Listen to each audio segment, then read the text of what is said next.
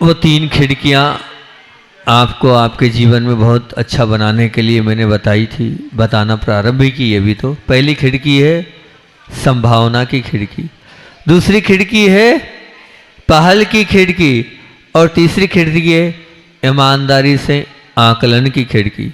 और खिड़की वो जो संभावना की खिड़की है उसमें देखने के 6 नियम आप लोगों के बीच में। सबसे पहला, यदि मैं ईमानदारी से सोच तो रहा हूं, लेकिन मैं ईमानदारी से सोच तो है, ये परिस्थिति क्या वाकई में इतनी कठिन है कि इसका कोई हल ही संभव नहीं है। कोई भी परेशानी आपके जीवन में आती है, आप उस समय विचार करें, क्या वास्तविकता में ये जो समस्या आई है, उस समस्या उस परिस्थिति का कोई हल संभव नहीं है क्या? पहली बात। दूसरी बात कि इस परिस्थिति में मैं कौन से सकारात्मक पहलू मेरे पास है, कुछ अच्छा है भी कि नहीं, किस समस्या से मैं अपने आप को ऊपर उठा सकूं। तीसरी बात, वे कौन से लोग हैं जो ऐसी परिस्थिति में सफलतापूर्वक बाहर आए और जो मेरा मार्गदर्शन दे सकते हैं। आप उन्हें टटोलें, क्या जरूरी नहीं मेरे साथ ही ऐसा घटा है, और भी बहुत सारे लोग हैं जिनके साथ ऐसा घटा होगा। चौथी बात, यदि मेरी जगह कोई ऐसा अमुक व्यक्ति है, कोई श्रेष्ठ व्यक्ति है, कोई ऐसा रोल मॉडल ने ऐसा व्यक्ति हो, तो उस समय उनका कैसा व्यवहार था, हम उस पर विचार करें। पांचवी बात, इस पूरी समस्या को अगर हम टुकड़ों में तोड़ लें तो कितने हिस्से में हम उस समस्या पर विजय प्राप्त कर सकते हैं, जो भी आपकी समस्या है। छठवीं बात कि ये परिस्थिति ज़्यादा से ज़्यादा कितने दिन तक टिकेगी।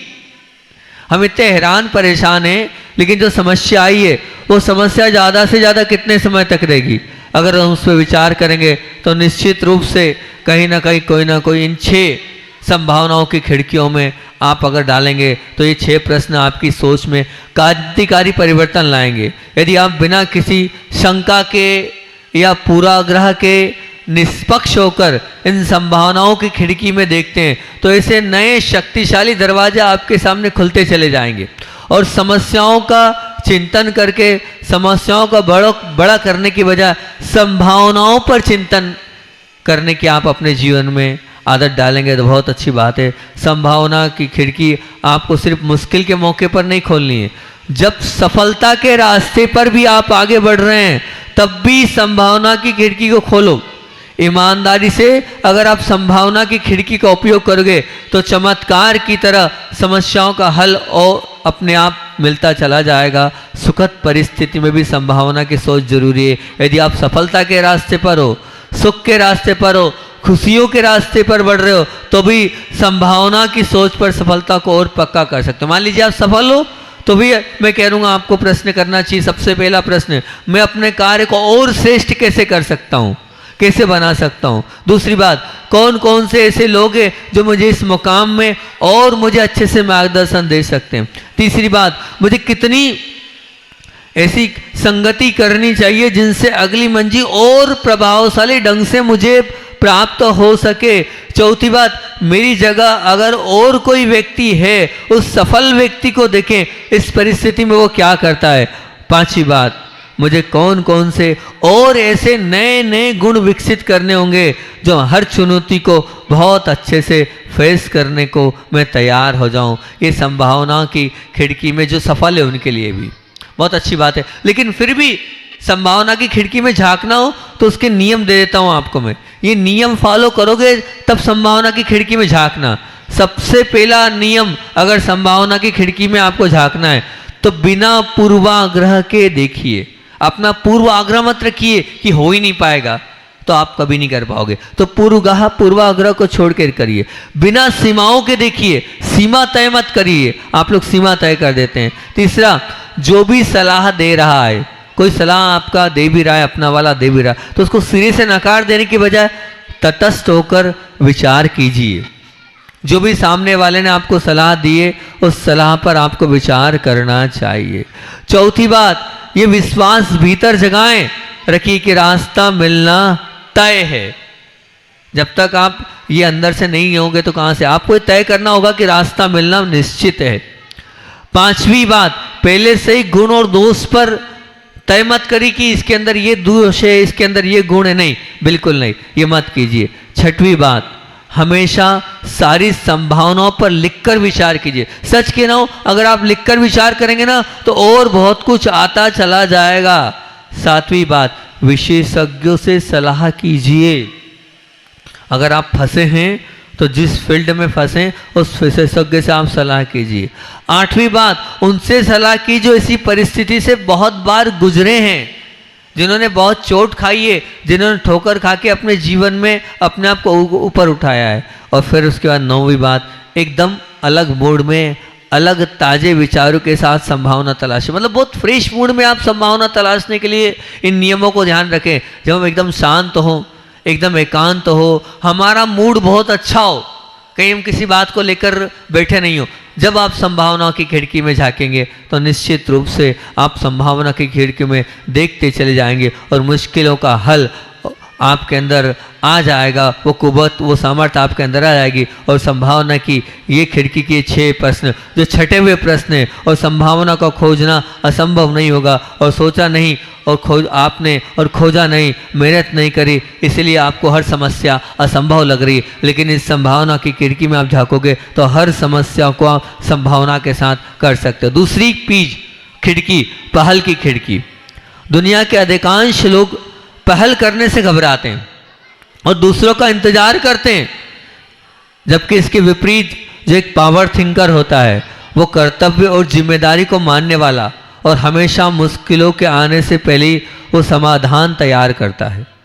वो समाधान तैयार करता है और अवसर को पहले से ही भाप कर अधिक सफलता हासिल करने की धुन दिमाग में रखता है। और जो अन्य लोगों की तुलना में पहल करने के लिए तेज गति से वो आगे बढ़ता है। और पहल करने वाला अपने आप लीडर के रूप में निखर जाता है। जो पहल करता है, ये मान के चलना, वो अपने आप में बिना कहे नेता घोषित हो जाता है।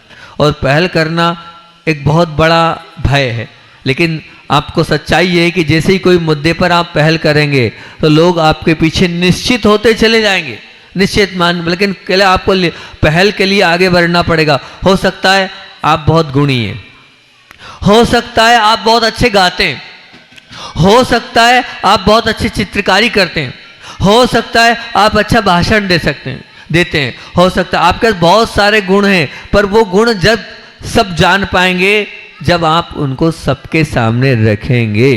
जब तक आप सामने नहीं रखेंगे तो निश्चित रूप से हम कैसा होगा, आप निश्चित मानना हमारा अंदर का वो अध्यक्षपना गुण जब आएगा हम आगे बढ़े। मान लीजिए एक उदाहरण दिया था कि एक शहर में, इलाके में शराब की दुकान थी, और वो शराब की दुकान कैसी थी कि शराब की दुकान कहाँ खुल गई?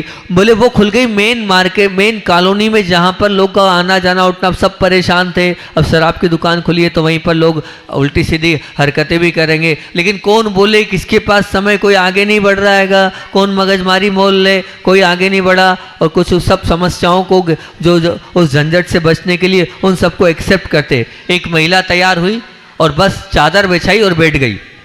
अब एक महिला तैयार हुई, उसने आवाज उठाई, दोपहर तक बच्चे इकट्ठे हुए, शाम तक और महिलाएं हुई, अगले दिन तक बहुत सारी महिलाएं इकट्ठी होती चली गई और बहुत सारी इकट्ठी होती चली गई। और फिर मीडिया ने उसको बहुत अच्छे से लिया और बहुत अच्छे से लिया। तो बस फिर क्या था, जब पेपरबाजी हुई, सब कुछ हुआ, तो अपने आप वो शराब की दुकान बंद होती गई। अब वो महिला अघोषित लीडर हो गई क्योंकि उसने पहल करी, और बहुत सारे लोग पहल करते ही नहीं है। आप अगर पहल करोगे तो निश्चित रूप से हर समस्या आपकी आते चले जाएगी। ईमानदारी से भी अगर पहल करना हो तो उसके कुछ नियम बताता हूँ।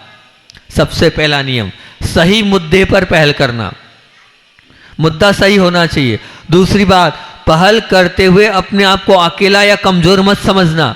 आप अकेले नहीं हो, आपके साथ और भी बहुत सारे लोग खड़े होते चले जाएंगे।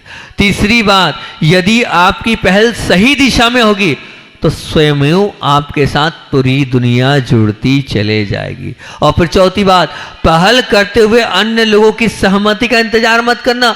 वो आएगा तो करूं, वो आएगा तो मैं करूं, हमें किसी का इंतजार नहीं करना। हम सही हैं, हम बढ़ते चले जाएंगे, दुनिया पीछे आएगी। पहल करते हुए किसी प्रकार की आलस से कल कर लूँगा, परसों कर लूँगा, टालम टोल की भावना नहीं होनी चाहिए, नहीं तो नहीं हो पाएगा। और पहल करते वक्त 100% क्षमता के साथ, जितनी क्षमता लगा दो समर्पण के साथ और लगन के साथ करना है। और फिर उसके बाद प्रतिदिन लक्ष्यों को आंकलन करना कि मैंने पहल तो करी है, मेरे वो पहल के बिंदु में कितना मैं उतर पाया हूँ, उसका आकलन करना। तथा अगर उस पहल में नया ज्ञान ग्रहण करने मिल रहा है और हमारी कमजोरियां दूर हो रही है, तो उस कमजोरियों के लिए भी आपको तैयार होना है।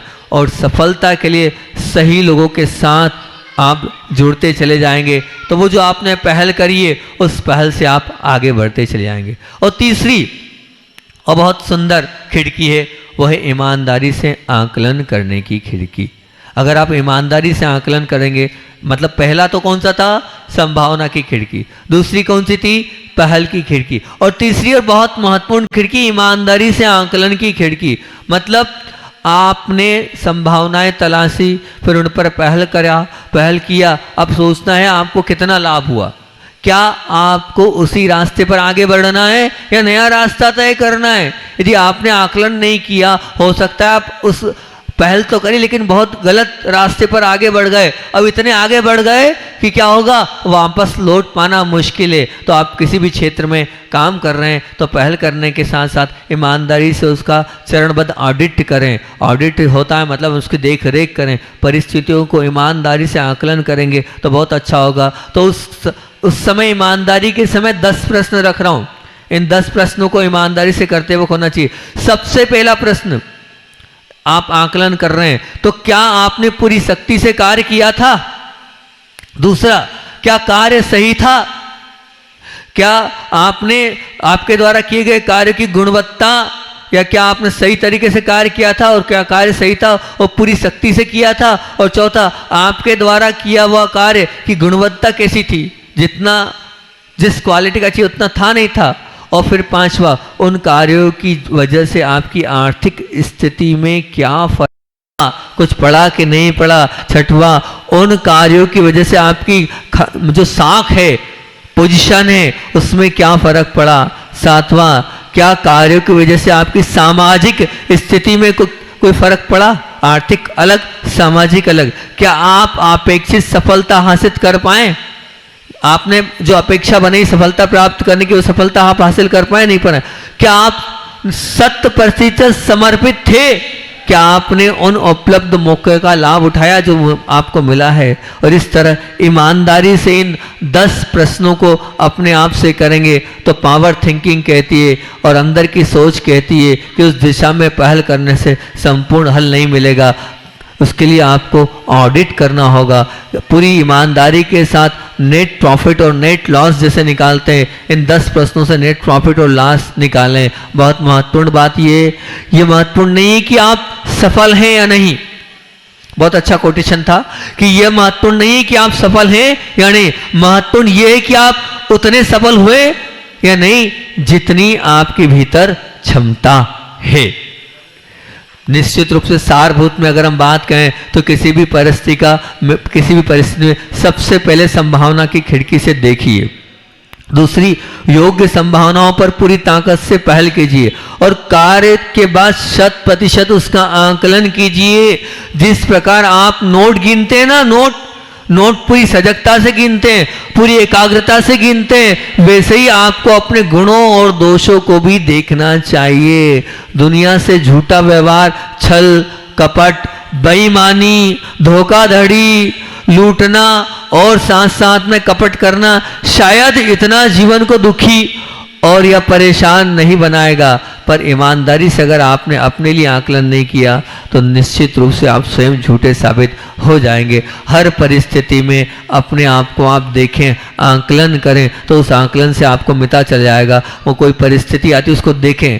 मान लीजिए मैंने आपके बीच में 4 बातें रखी हैं, आत्मनिरीक्षण, और वो सोचिए जो पाना है और जो सोचा है उस पर कार्य कीजिए और फिर उसके बाद जिम्मेदारी लें। मान लीजिए एक परिस्थिति का उदाहरण दिया था, ट्रैफिक जाम हो गया, ट्रैफिक जाम में आप फंस गए, और ट्रैफिक जाम में आप फंस गए, अब दो व्यक्ति एक साथ फंसे, एक भाई अभिज्ञान नाम का फंसा है, एक विजय नाम का फंसा है, उदाहरण दे दिया था हमने। अब फंसे हैं ट्रैफिक जाम में, और ट्रैफिक काय के लिए अभिज्ञान भाई बाहर आया, उसने पता किया, विजय भाई भी बाहर आया, विजय भाई आया, पूछा क्यों भैया, बोले बहुत बड़े एक व्यक्तित्व निकल रहे हैं यहाँ से। कौन? तो बोले मंत्री जी निकल रहे हैं, इसलिए ट्रैफिक जाम है। वो गुस्सा आया, उसने पुलिस वाले से कुछ बोला, पुलिस वाले से झड़प हो गई, दोनों में आपस में टकराहट हो गई, टकराहट हुई, अंदर आकर वापस विजय गाड़ी में बैठा, धर्म पत्नी का फोन आया, चिड़चिड़ापन तो था, उस पर चढ़ गया, ऑफिस से फोन आया, उसको उल्टा सीधा बोल दिया, और स्थिति मन स्थिति खराब हो गई, चिल्ला चोट हो गई, मन खराब।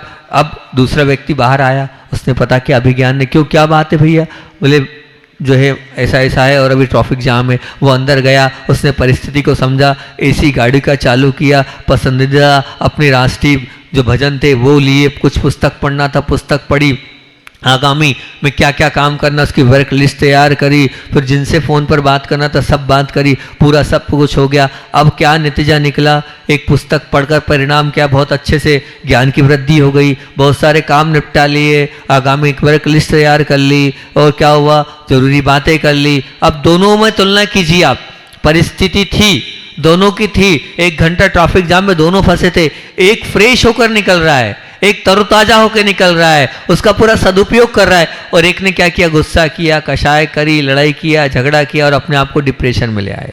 दोनों स्थिति आपके सामने आएगी।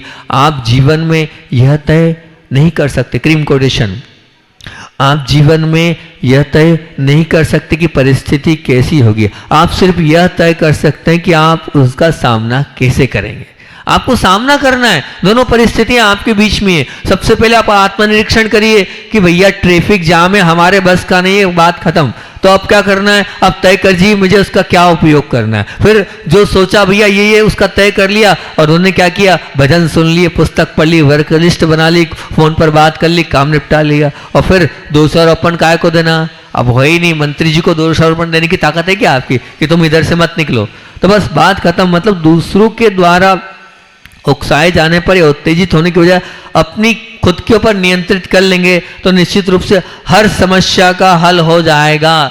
ऐसे ही एक और उदाहरण दिया था अमन और नमन का। क्या हुआ, अंग्रेजी में दिक्कत जा रही थी, अब वो बड़े आगे और कहाँ इंजीनियरिंग पढ़ना है। अब एक ने सोचा क्या करना है भैया, अब तो जो है बहुत मुश्किल है अंग्रेजी के बिना, हम तो हिंदी विद्यालय के हैं। अब दूसरे ने सोचा क्या करना है, तो अमन भाई ने बड़े अच्छे से सोचा, इंग्लिश नहीं आती कोई बात नहीं, हीनता नहीं महसूस करना है, अब क्या मुझे तो इंग्लिश सीखना ही, अंग्रेजी सीखना ही, कोई इंजीनियरिंग करना है। और शिक्षक के पास गया, शिक्षक ने मदद करी, कुछ पुस्तकें बताई, अंग्रेजी पेपर पढ़े, मैगजीन पढ़ी, बातचीत प्रारंभ करी, टूटी एक्शन पूरा किया उन्होंने। एक्शन के बाद अपनी जिम्मेदारी ली, उन्होंने हीन भावना में नहीं डूबे, और गलत अगर हो गया है तो उसको एक्सेप्ट किया और वो अंग्रेजी सीख गया। और दूसरा क्या हुआ, दूसरा सीख ही नहीं पाया। ध्यान रखना, जब तक आप आगे नहीं बढ़ोगे, सीखने के अंदर से ललक नहीं आएगी, तब तक नहीं होने वाला है। इसलिए चारों सिद्धांतों को घटाओ जो हमने आपको बताएं, वो बहुत बड़े सिद्धांत आपके बीच में रखें। सबसे पहला सिद्धांत क्या है, आत्मनिरीक्षण। फिर निरीक्षण में जो सोचा है, जो पाना है वो सोचो, फिर उसके बाद पहल करो, फिर उसके जिम्मेदारी लो।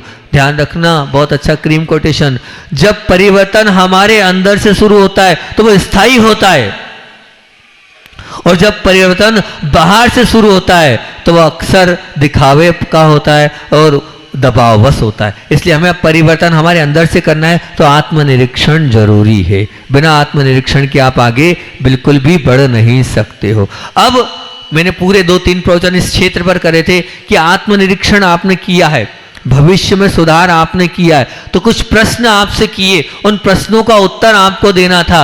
आत्मनिरीक्षण अलग अलग सब्जेक्ट पर, सबसे पहले सब्जेक्ट परिवार पर आत्मनिरीक्षण की वर्क लिस्ट, इसके उत्तर भी आए थे, प्रश्न दिए तो उत्तर आए थे कि परिवार पर आत्मनिरीक्षण करें। तो परिवार के प्रश्न आपको रख रहा हूं, अगर आपको भी लगता है तो ये आप लिख लो और आप मुझे इसकी वर्क लिस्ट दे सकते हो कि महाराज जी हमने ये आत्मनिरीक्षण किया है। प्रश्न लिखो, 4-4, 8-8 लाइन छोड़ो और उसके उत्तर लाके आप दे सकते हैं, वो मैं देते जा रहा हूं। सबसे पहले अगर परिवार पर आत्मनिरीक्षण करना है तो पहला प्रश्न, क्या मैं परिवार को समुचित समय देता हूं, उसका उत्तर चाहिए।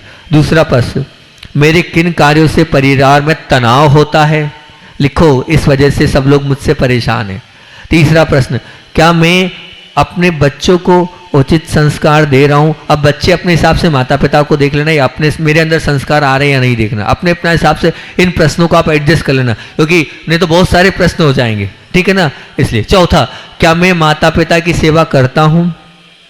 पांचवा, क्या पत्नी बच्चे मुझसे संतुष्ट हैं? छठवा, क्या मैं परिवार के सदस्यों को प्रेरणा दे पाता हूं? सातवां, क्या मेरे परिवार के लिए कुछ लक्ष्य बनाए हैं?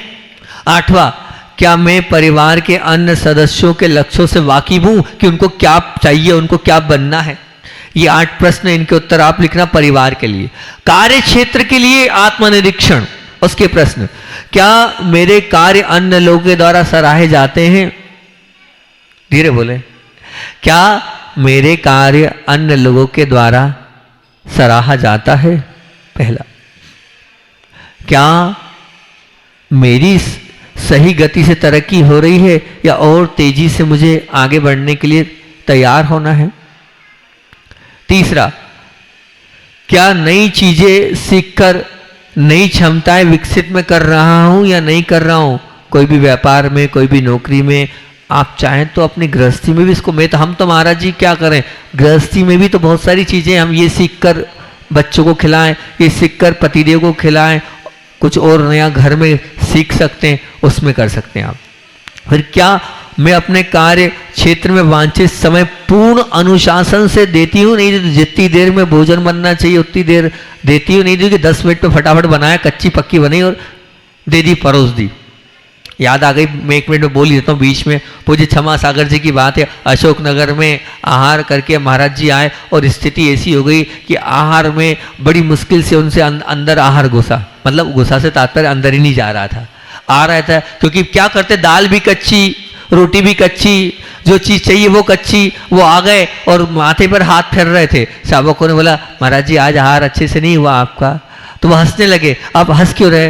बोले मैं इसलिए हंस रहा हूँ, सुनो माताओं, आपके काम की बात है कि, बोले मैं इसलिए हंस रहा हूँ, बोले भैया मैं तो एक दिन के लिए, एक दिन में इतना हैरान परेशान हो गया, मुझे तो उसके ऊपर हंसी आ रही है कि वो इतने साल से कैसे उसको साध रहा है और आगे कैसे साधेगा, इसलिए हंसी आ रही है। मैंने तो एक ही दिन मेरा वास्ता पड़ा है, पर उसका तो जिंदगी भर से उसका वास्ता, उसके साथ कैसा क्या पड़ेगा, तो ये वाली बात आ गई। तो आप क्या पूर्ण अनुशासन से अपना कार्य कर रहे हैं कि नहीं कर रहे हैं? पांचवा, क्या मेरे ऐसे श्रेष्ठ साथी जो कार्य क्षेत्र में मेरी मदद कर सकते हैं, तो ऐसे लोगों से मिले जो सदग्रस्त हों। हाँ, जो आप गृहस्थी मतलब महिला के लिए, पुरुष के लिए।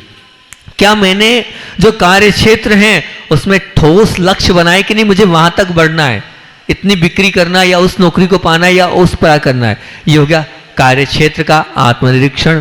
फिर उसके बाद व्यक्तिगत जीवन पर आत्मनिरीक्षण, अपना सेल्फ आत्मनिरीक्षण। क्या प्रश्न करना अपने आप से, क्या मैं स्वास्थ्य के प्रति सजग हूं? मेरे स्वास्थ्य के प्रति लेकर मैं कितना चिंतित हूं? क्या मैं सकारात्मक सोच कर खुश रहता हूं? अच्छी सोच है मेरी, उस सोच को लेकर मैं खुश रहता हूं, नहीं रहता हूं? तीसरी, क्या मेरी दिनचर्या वास्तविकता में अनुशासित है? जितनी बजे जो मुझे करना चाहिए मैं उतनी बजे वो कर रहा हूं या नहीं कर रहा हूं?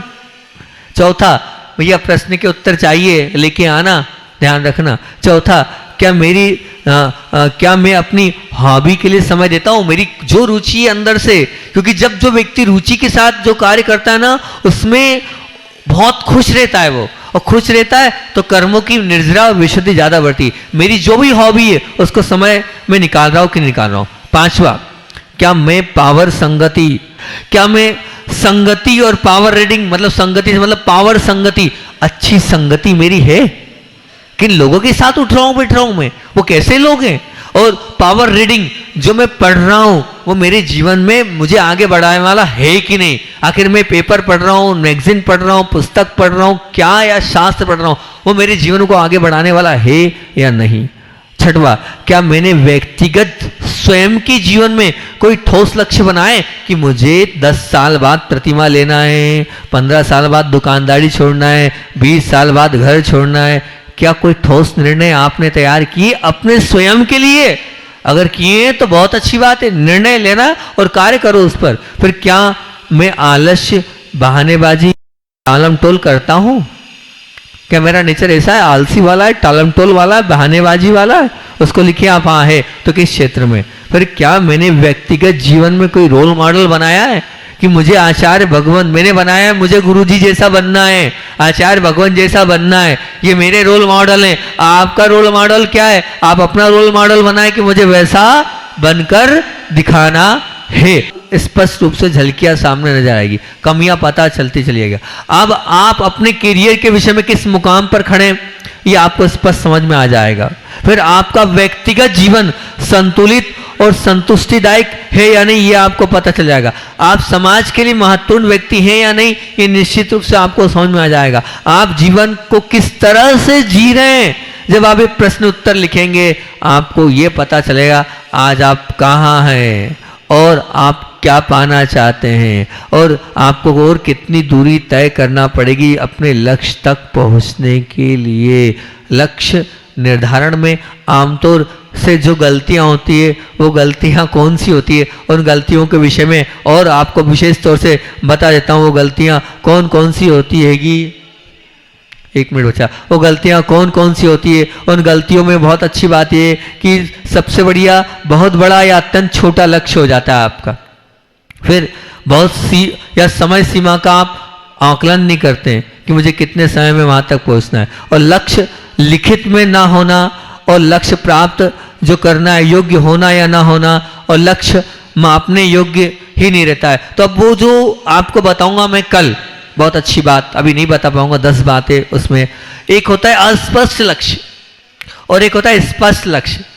तो क्या कारण है कि आप अपने लक्ष्य तक नहीं पहुंच पाते, उसका मैं आपके सामने पूरा वर्कआउट करके बताऊंगा। इस वजह से हम अपने लक्ष्य पे नहीं पहुंच पाते। उन कमियों को, उन जो गलतियों को आपके सामने रखूंगा तो आपके अंदर बहुत अच्छा सुधार आ जाएगा, और सुधार आने के बाद फिर हो सकता है आपके जीवन में जो आप चाहते हैं वो पा लेंगे। उसकी चर्चा कल करेंगे। आचार्य भगवान की बात को सुनाकर अपनी बात को मैं विराम करता हूं, क्योंकि कल मैंने आपको बताया था आचार्य भगवान से पूछा था, क्या पूछा था कि आचार्य श्री जी आपका केशलोच, तो हाँ प्रथम केशलोच हुआ था, वो केशलोच हुआ था तो क्या? बोले हाँ बहुत कड़क बाल थे। तो क्या हुई थी? खून की धार बह गई थी। कहाँ पर हुआ था आचार्य श्री जी? बोले रेनवाल की बात है, वहाँ पर ऐसा हुआ था।